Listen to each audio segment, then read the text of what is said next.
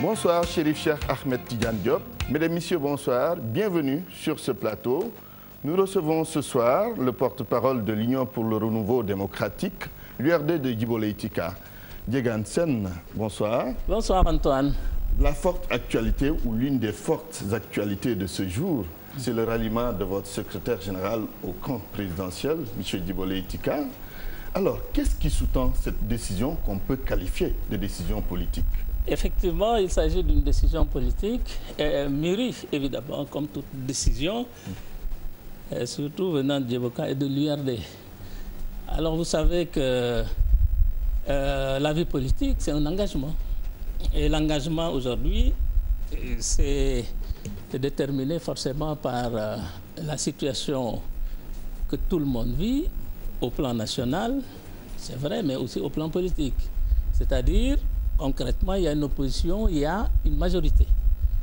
Et vous avez décidé de sortir de cette opposition, c'est cela? Oui, nous avons décidé de sortir de cette opposition, c'est vrai, parce qu'on nous a conviés à rejoindre la majorité. Oui, pourtant, il y a quelques jours, disons quelques semaines, votre secrétaire qui restait dans l'opposition. Qu'est-ce qui a été déterminant entre-temps pour que vous soyez aujourd'hui dans le camp présidentiel? Eh bien, bonne question. Ce qui a été déterminant, c'est justement le parti et son opinion. Et enfin, sa décision de rejoindre la majorité. Vous avez beaucoup discuté autour de la question au sein de vos instances. Exactement. Parce que n'oubliez pas que le président Macky Sall a lancé son invite il y a plus de 2 mois. Et depuis lors, n'est-ce pas, on n'a fait que justement en discuter. Si Djibo Ka a décidé aujourd'hui de rejoindre le camp présidentiel, alors qu'hier, il disait qu'il restait dans l'opposition, est-ce que cela signifie que vous avez été très déterminant sur sa décision? Oui, le parti, certainement. Le parti a été déterminant. Et au moment où je vous parle, je ne connais pas l'opinion de Djibo Ka lui-même, n'est-ce pas? Et si je ne la connais pas, cette opinion, ça veut dire que beaucoup de gens à un haut niveau ne la connaissent pas. Et quels étaient les arguments posés sur la table? Bien, les arguments, c'est très simple. Les gens, ils ont un choix à opérer. Il y a 2 camps, forcément. Et n'oubliez jamais, j'ai lu la presse aujourd'hui avec tristesse, qu'au Sénégal, il y a des gens, au minimum, on oublie ce fait que dans ce parti-là, qui est le nôtre, l'URD, les gens, mais ils se sont déterminés en fonction de leurs convictions. Et beaucoup de responsables de l'URD estiment que tant qu'à choisir, mais il faut qu'ils aillent avec Macky Sall. Ce n'est pas forcément Djibo Ka qui a pesé sur la décision. Oui, on a besoin de savoir les arguments qui ont été servis. Pourquoi aller avec Macky Sall et non pas rester au sein de l'opposition? Les arguments, c'est tout simple. D'abord, Macky Sall, il est élu sur un programme respecté, dans son application évidemment. Et ce programme-là, on peut le résumer en 3 points fondamentaux. Premièrement, c'est l'éthique qu'il essaie d'introduire. Cette éthique-là, je crois, c'est la parole donnée d'abord. Ça commence par là. La parole donnée, c'est, messieurs, je suis premier au premier tour.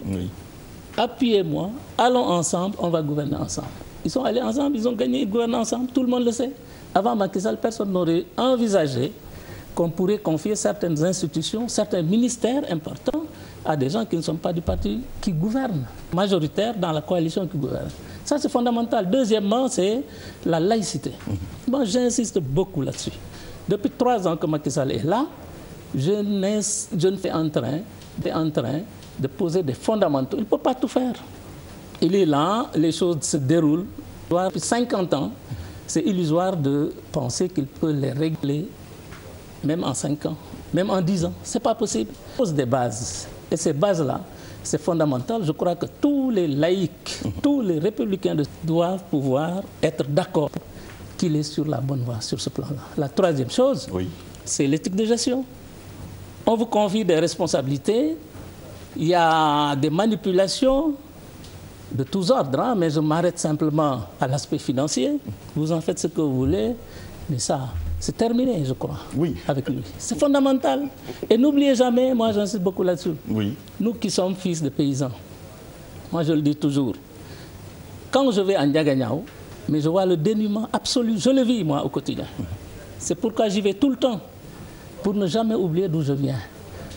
Alors, un président de la République qui essaie de lutter pour qu'il n'y ait plus ce qu'on a vécu, des gens qui s'enrichissent comme ça, de façon indue, mais tous les gens sérieux, conséquents avec eux-mêmes, honnêtes avec eux-mêmes, et qui n'oublient pas leurs origines, mais ils doivent le soutenir. Oui, cette politique que vous êtes en train de louer aujourd'hui, vous avez, dans le passé récent, voué aux gémonies Macky Sall. Entre-temps, vous avez changé d'opinion, non? Non, on n'a jamais voué aux gémonies Macky Sall. Vous avez critiqué sa politique, sa façon de gérer, non? Ben non, non. Moi, personnellement, ce n'est pas ma personne qui importe aujourd'hui. Oui, votre secrétaire général. Non, non, non, même lui, il ne l'a jamais fait dans un cadre formalisé comme ça, qui serait, par exemple, imputable, d'une certaine manière, à une opinion de l'URD. Il l'a fait, peut-être, de façon tout à fait fortuite. Mais si vous relisez le discours politique de l'URD, mais c'est un discours qui n'a jamais été contre Macky Sall. Au contraire. Au contraire, depuis 3 ans, notre discours n'a pas varié. Ce que je viens de vous dire sur la politique de Macky Sall, c'est exactement ce que nous avons toujours dit le concernant. C'est votre conviction? C'est notre conviction et c'est la conviction du parti. Sinon, le parti ne serait pas comme un seul homme, évidemment mobilisé pour qu'on aille avec nous. Mais alors, Diégane Sène, on aurait peut-être du mal à vous croire quand vous nous dites que vous ne connaissez pas l'opinion de Djibo Leyti Ka sur cette affaire de ralliement. Mais vous n'allez pas nous dire que vous l'avez obligé à rallier le président Macky Sall contre son gré. Non, non, mais c'est pour dire simplement que Djibo Ka est foncièrement démocrate. Et les Sénégalais, malheureusement, c'est ça peut-être le point noir de tous les commentaires que j'ai lus ce matin, ne le connaissent pas.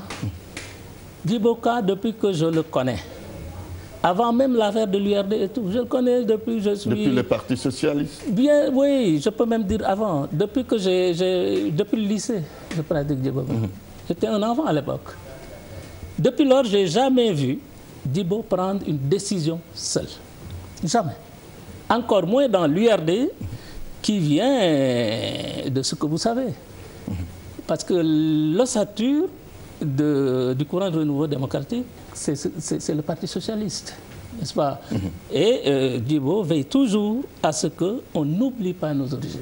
Et ces origines-là, c'était le refus de la pensée unique, c'était le refus de l'antidémocratie, et c'était le refus, à nos mots, de ce qui prévalait à l'époque, le centralisme démocratique. Très bien. Donc, tout est concerté chez lui. Alors, qu'est-ce que Djibo Ka peut apporter au président Macky Sall? Djibo Ka peut apporter beaucoup au président Macky Sall. Comme quoi? Alors, j'ai lu... Son expérience? Bien sûr. Quoi d'autre? C'est une des parties... Voilà, son expérience, évidemment, d'un électorat. Ah oui, l'URD pèse lourd en ce moment? Bien sûr. Vous êtes de Diagagnao. On est ensemble, dans la même communauté rurale. Maintenant, c'est commune. Vous savez que l'URD existe au moins chez vous. Oui, mais il n'y a pas qu'un Diagagnao. D'accord. Bon, il y a Hambourg, il y a Andlinger, il y a partout. N'est-ce pas? Donc l'URD, ça existe, et ce qu'il a démontré, c'est la réunion qu'on a tenue l'autre jour pour décider de la conduite à tenir. Aller ou pas avec le président de la République. Mais tous les départements du Sénégal étaient là. Parce que les gens nous jugent mal à travers les dernières élections. Oui. Mais on a fait des élections législatives sans mener campagne. Aucun responsable de l'URD n'a mené campagne en 2012. Oui, on s'est fié sur ces résultats, mais aussi sur les autres résultats. L'URD de 1998 à aujourd'hui, de 11 députés à 1 député aujourd'hui, quand même, il faut reconnaître que le parti a chuté. Il a chuté, je suis d'accord. Et ce député dont je vous parle, c'est justement la résultante de 2012. Et ça veut dire aussi que le parti, la politique, est tellement mouvante de façon générale qu'il n'y a rien d'acquis de façon définitive. Parce que les gens, les résultats de façon générale sur lesquels on se réfère de 2012, mais ne seront plus jamais les mêmes. Donc si nous allons aux élections aujourd'hui, ceux qui avaient 30% en 2012, mais ils peuvent descendre à 5%, ou bien à 10%, ou à moins que ça. Et l'URD peut bien monter. Tout dépend des circonstances, tout dépend de la situation. Et nous qui pratiquons le terrain, mais nous savons très bien que ce qui a fait notre député là, ce n'est pas notre électorat. Ce sont les racines de notre parti qui nous ont donné un député. Alors, donc ces racines sont profondément sur place. Et pour revenir sur toutes ces critiques, on a entendu des critiques qui sont quand même vraies sur les bords. De 1960, de Senghor à Macky Sall, c'est une critique réelle. Djiboka est là, aux côtés des gens qui sont au pouvoir. Ce n'est pas vrai quelque part?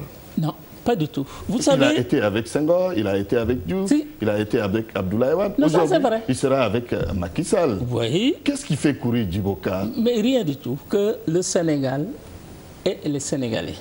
Parce que tout ce qui vous parle de Senghor, Diouf, Abdoulaye Wade, mais c'est de bonne guerre.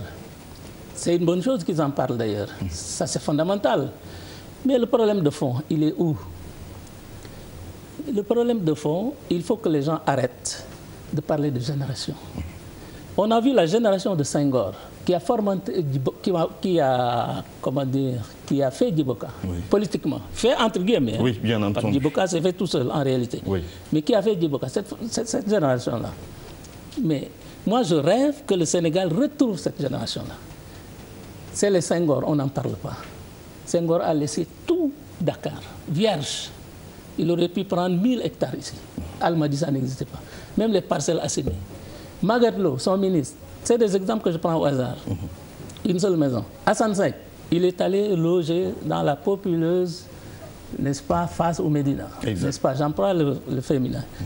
Et le dernier que Dieu a rappelé, Amadou Klédor Sall, qui a été occupé, en tout cas toutes les responsabilités qu'on puisse occuper dans un pays démocratique, dans un pays comme le Sénégal, il est mort en étant locataire. Il n'avait même pas de maison. Alors qu'ils auraient tout pu prendre. Ils auraient pu prendre les Almadies, ils auraient pu prendre n'importe où. Ils auraient pu prendre Ngor, ils ne l'ont pas fait. Mais c'est ça l'éthique. Oui. Donc ces gens-là, j'aimerais bien au contraire qu'ils reviennent. Oui. Et leurs élèves, comme Djiboka, j'aimerais bien qu'ils soient là. Oui, vous parlez alors que les jeunes, excusez-moi, terminez. Ils viennent, la première chose à laquelle ils pensent, s'enrichir.